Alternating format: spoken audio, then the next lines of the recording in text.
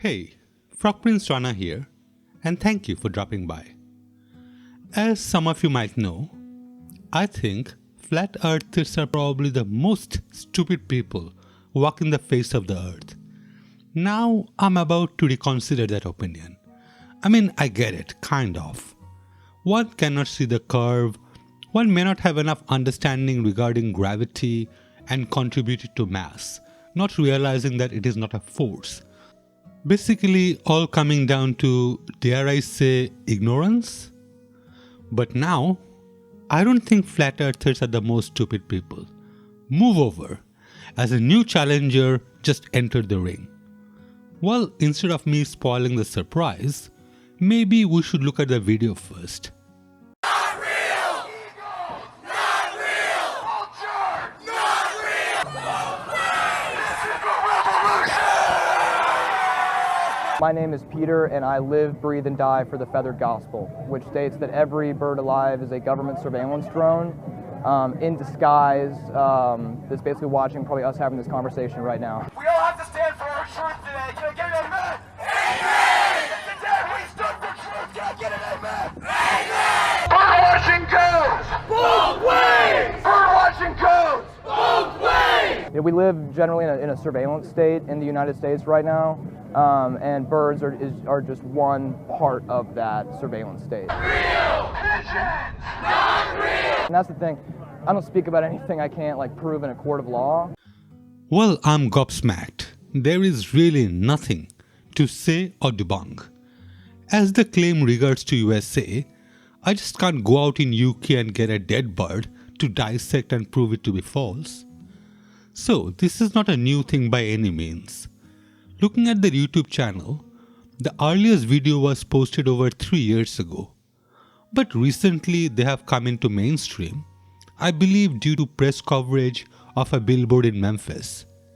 Ignoring why it came to spotlight, quoting Carl Sagan, extraordinary claims require extraordinary evidence.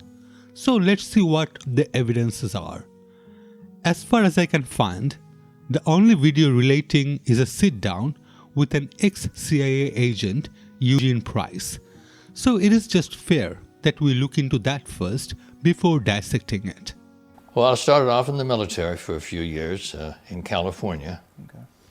Then after I got out of the military, I was doing security for the CIA. I was in DC in 72. And then they moved me into domestic intelligence. And it's while I was there that, well, I saw some things that I really wish I hadn't seen.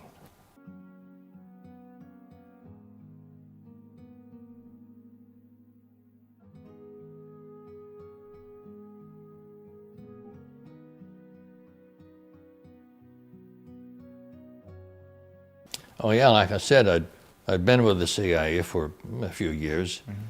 And then one morning I got ordered to report to a military base.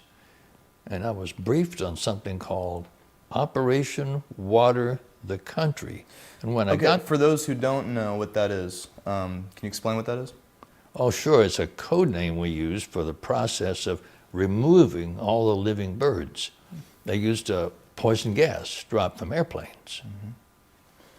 Now I need to press the seriously doubt button.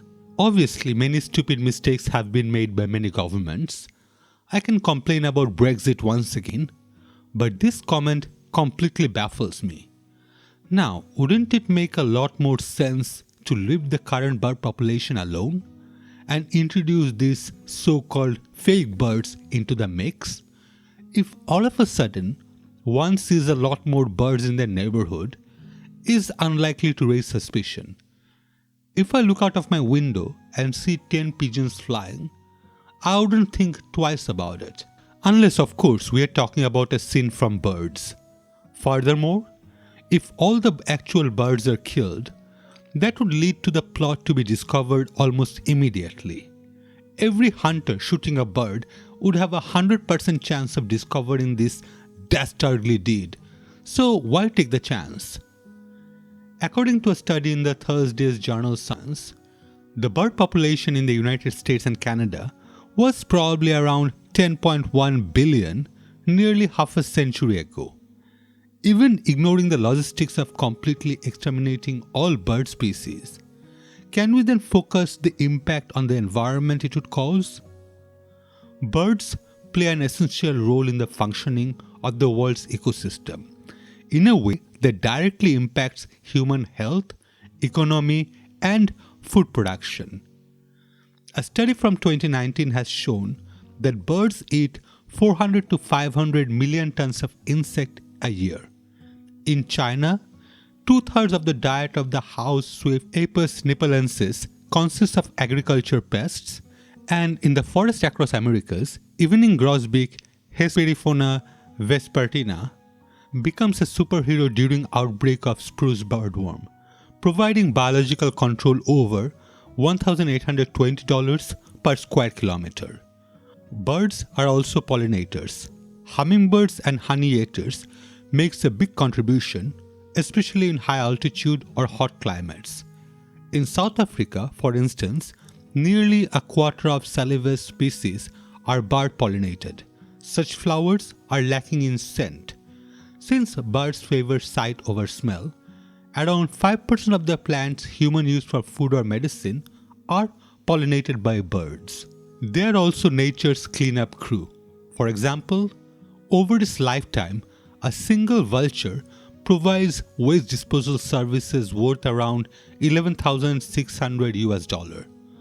Following the collapse of Asian vultures, India's feral dog population surged by 5.5 million, spreading rabies and leading to an estimated 47,300 human deaths. They take the seeds they have eaten with them and disperse them through their dropping. They bring plants back to ecosystem that have been destroyed, and even carry plants across the sea to new land masses. Birds have helped to shape the plant life around the world. In New Zealand's forests, 70% of the plants have seeds dispersed by birds such as Tui novelzealandi. We also have Micronesian imperial pigeon Ducula oceania as one of the largest birds in the Palau archipelago. It is one of the main seed dispersed across the entire island chain.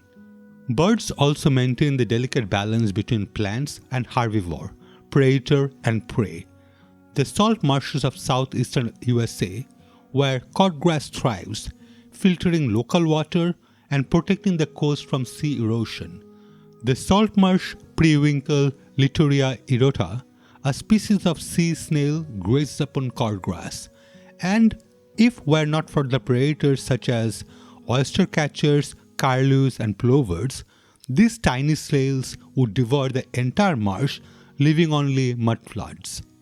Then we have seabirds, who play a key role in cycling nutrients and helping to fertilize marine ecosystem such as coral reefs. They travel hundreds of kilometers to feed out in the ocean, and when they return, they deposit layers of highly pungent guano, seabirds dropping, at their colonies. This guano leaches into the ocean and fertilizes nearby communities such as coral reefs. When we think about it, we actually need the birds a lot more than they need us. Obviously, we just touched on only a very few specific details. I have added links down in description if you want to find out more on how they impact our environment. Back to the video. Now, after the living birds were taken out of the picture, what was the next step? Well, they were replaced with fake birds. They were electronic decoys. They could watch people without them knowing it. So, is it all false? To quote Joachim Palmqvist, the best lies always contain a grain of truth. The CIA has declassified details of his secret Cold War spy pigeon missions. The files reveal how pigeons were trained for clandestine missions photographing sensitive sites inside the Soviet Union. The release also reveals how ravens were used to drop bugging devices on windowsills, and dolphins were trained for underwater missions. The 1970s operation was codenamed Tekana and explored the use of pigeons with tiny cameras to automatically take photos, it took advantage of the fact that the humble pigeon is possessed of an amazing ability. They can be dropped somewhere they have never been before and still find their way hundreds of miles back home.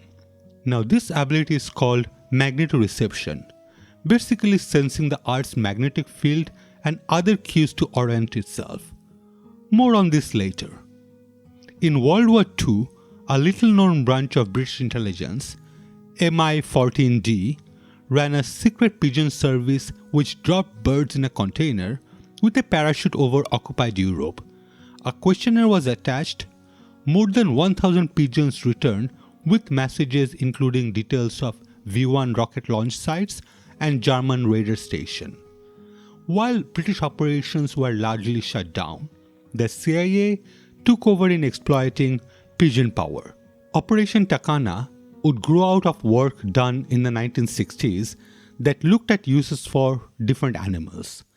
The files reveal that the CIA trained a raven to deliver and retrieve small objects of up to 40 grams from the window sill of inaccessible buildings. A flashing red laser beam was used to mark the target, and a special lamp would draw the bird back. On one occasion in Europe, the CIA secretly delivered an eavesdropping device by bird to a window, although no audio was picked up from the intended target. A previously reported operation called Acoustic Kitty involved placing listening devices inside a cat. In the 1960s, the files show that the CIA looked at using dolphins for harbor penetration, either manned or unmanned. Pigeons proved the most effective, and by the mid-1970s, the CIA began flying a series of test missions. One was over a prison, another over the Navy's yard in Washington, D.C. The camera cost $2,000 and weighed only 35 grams. The harness less than 5 grams. Tests showed that about half of the 140 pictures on a roll of film would be of good quality. The picture shows remarkably clear details of people walking and cars parked at the Navy Yard. Experts found that the quality of the photographs was higher than those produced by spy satellites operating at the time. One fear raised during the test was if a member of the public stumbled upon pigeon and camera, would assume that the government was spying on its own, so an elaborate cover story was cooked up.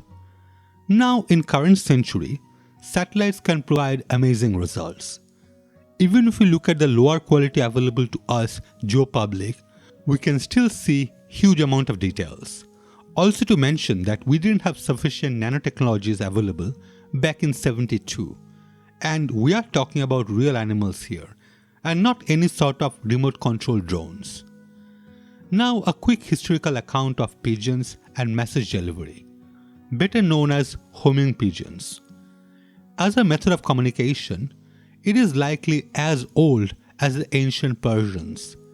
The Romans used pigeon messengers to aid their military over 2000 years ago. Frontinus said that Julius Caesar used pigeons as messengers in his conquest of Gaul. By the 12th century, messenger pigeons were used in Baghdad.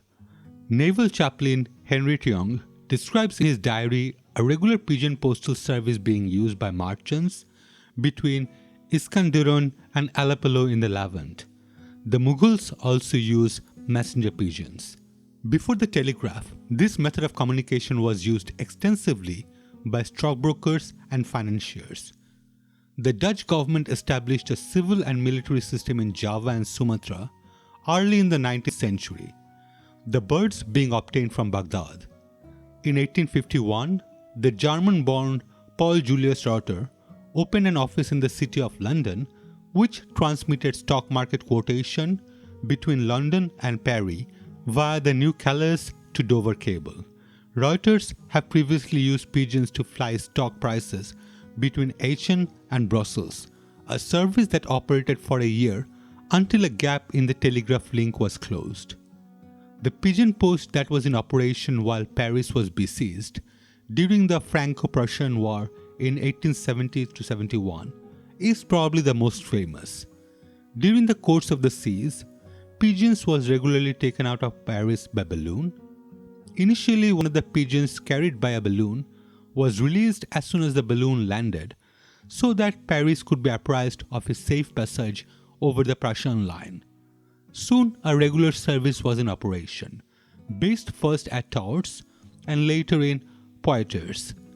The pigeons were taken to the base after their arrival from Paris, and when they were preening themselves, being fed and rested, they were ready for the return journey. From 1894 to 1898, pigeons carried mail from Avalon across the Santa Barbara Channel to Los Angeles. Two pigeon fanciers, brother Otto J. and O.F. Jan, reached an agreement with Western Union where it would not build a telegraph line to the isolated island so long as the pigeons did not compete with it on the mainland. 50 birds were trained, carrying 3 copies of each message because of the danger of hunters and predators. They made the 48-mile passage in about 1 hour, bringing letters, news clippings from the Los Angeles Times, and emergency summons for doctors. In 3 seasons of operation, only 2 letters failed to come through. Some experts had previously suggested that the birds rely on different odor cues in the atmosphere to work out where they are, but later findings suggested that they were using magnetic cues. Cordolo Mora, who led a study at the University of Auckland, New Zealand, taught the pigeons to discriminate between magnetic fields by placing them in a wooden tunnel with a feeder platform at either end and coils of wire on the outside. The pigeons were trained to go to one end of the tunnel if the coils were switched on, generating a magnetic field, and to the other if they were switched off, leaving Earth's natural field unperturbed. Their skills were impaired, however, when the researchers attached magnets to their upper beaks and also when the upper beak was anesthetized. This suggests that their ability is down to the presence of magnetically sensitive material in this area. The team then set about seeing how these magnetic signals might be transmitted to the bird's brain. When they severed the ophthalmic branch of the tegmental nerve, which leads from the upper beak to the brains, the birds were unable to distinguish between natural and perturbed magnetic fields.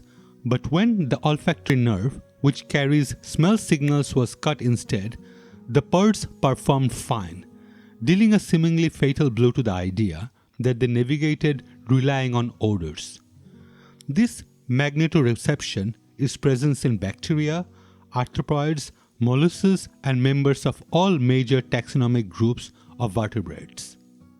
Now, with all the science out of the way, I do think it is a satirical movement. To what purpose? I have no idea. The first reason I think it is a satire, well, it is the following video on their channel. Well, Linda, today, for the first time, actually, I got to finally test out my invention I've been working on since, like, '04.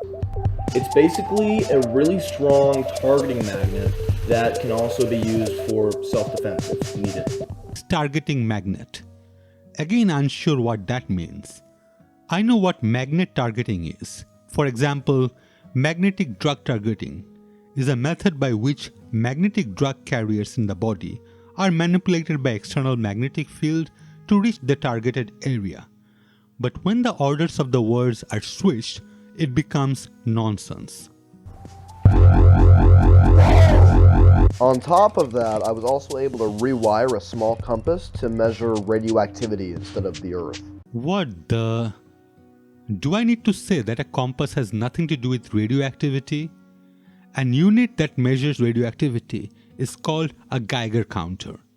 Even on the video, he's creating a small electromagnetic field. So again, what the? Now, to test these out, I went to the woods. Almost immediately, the compass did its job and led me towards the most extreme sources of radioactivity nearby. Then, my instincts erupted. I crashed through the brush. I had to get to the coast for visibility. The trees were blocking me, and I looked up, and there they were. An entire flock of them headed straight for me. Perfect testing conditions. This has to be a joke, right? His whole facial expression sure seems to indicate as much. Finally, an interview with Peter McIndoe. All right, maybe you've seen the billboard near the Highland Strip or heard the story on Wednesdays Live at 9. A campaign called Birds Are Not Real brings its efforts to the Mid-South. And this morning we are joined by one of the messengers of the movement. Peter McIndoe is here. The message of the movement is essentially to spread awareness that from 1959 through 2001, the government mercilessly genocided over 12 billion birds and simultaneously replaced them with surveillance drones in disguise that film us every day as equally as these cameras are filming us right now. So what do you have to back that up? To back that up, I have as much evidence as the birds have provided. There's so much. As much evidence as the birds have provided? Spoiler alert, this is as much as we get for evidence. So this is really satire. I mean, you don't really believe that that happened, correct? This is a satirical campaign to make the point that what? You're looking at me like, no, it's not satire. I really do believe this. Honestly, it's kind of offensive. Okay. So it's not satire. I don't think you would say that if I said birds are real. You know? I don't know why the other side of the argument can't be treated with equal respect. Yes, you dimwit. I'm at a loss here. I had to search to find an example of truly dumb claims. No, this is not real. But suppose if I claim, if you look at a picture of a sun, it will hurt your eyes. Now, should anyone with any understanding take my claim seriously? So no, not every claim needs to be treated with equal respect. Except that before we came out on air, you said this is a satirical message. So what is I never said that. So what point are you... Looking at the anchor's facial expression, I'm convinced that he indeed mentioned it to be satire. I am a bit annoyed though that they didn't press on the evidence point from earlier on. Yes, but it also means every idiot can go online and post a dumb claim. Every dumbass now has a voice that they can go around and spread, and calling it research. According to a 2020 report by US Fish and Wildlife Service, there were 989,500 active waterfowl hunters in the United States last season. So almost 1 million hunters. Wouldn't one assume there would be YouTube videos filled with dissected birds with drone parts inside? In all seriousness, has any of these people actually went and hunted just to prove their point? Thankfully, they don't have the skills or equipments to make surveillance drone birds yet. But that might change one day. Quick question though, how are these drones being charged? I bet it is inductive charging. Just forget the inefficiency and it is simply not a wire, but a magnetic field. Well, that's all for this video. If you have enjoyed it, please do like, comment and share. It does help with the algorithm. If you want to be super awesome, please consider subscribing to keep up with my new contents. Thank you so much for watching. Wherever you are, have a safe day. Signing off.